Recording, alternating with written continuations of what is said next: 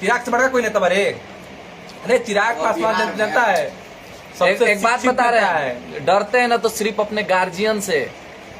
अरे उस व्यक्ति के अंदर इंटरनल पावर है, तुम क्या जानता उस व्यक्ति के बारे में? रे साला तोर बाप प्रणाम करलन, तोरा यो पता हो जैसे रहो बाप काट में सब मत खोलवाओ, रंगदारी मत सिखाओ रे साहब। हमनी के मूड उड ना बनेला, 24 घंटा मूडे में रह लीजा। हमनी के देख पवन सिंह ना है जा भैया कि मूड बने में टाइम लगी, लड़वा लहसुन कुछो। हमनी के 24 घंटा मूड बना रहेला, कबो सटक जी कोई ठीक नहीं के, टाइम टेबल लिमिट नहीं के। दुसाद से कुछ नहीं, खिलवाड़ नहीं, सबसे खिलवाड़ कोई नहीं। देख सुन दुसाद के इतिहास, जेकरा के साधल ना चला ना वो दुसाद नहीं बोलता है। जब बोलने लगेगा ना रे साला बिहार के मुख्यमंत्री से दुसाद नहीं डलता है।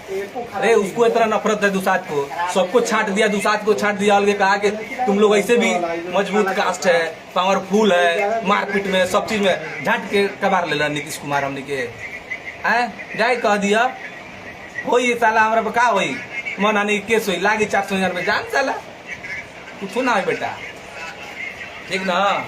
जेकरा के ना साधल जा सके तो वे दुसाद रे साला। सब लोग हारे लगल ना लड़ाई में, तो ये दुसाद है।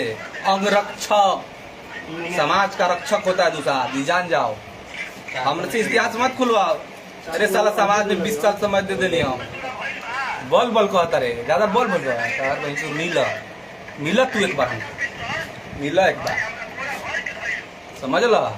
बड़का हीरो बन बड़ा फेमस हो जीब।